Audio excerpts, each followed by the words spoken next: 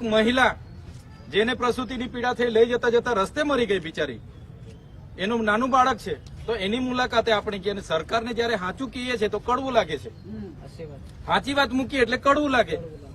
અહીંયા જંગલ જમીનો કરીને આપણે માંગણી કરીએ ત્યારે આપણને નહીં આપે, પણ પ્રોજેક્ટ વાળાને 300 એકર બારોબાર ફાળવી દે, રોડ વાળાને સંપાદન કરી દે એટલે આપણે બોલીએ છીએ.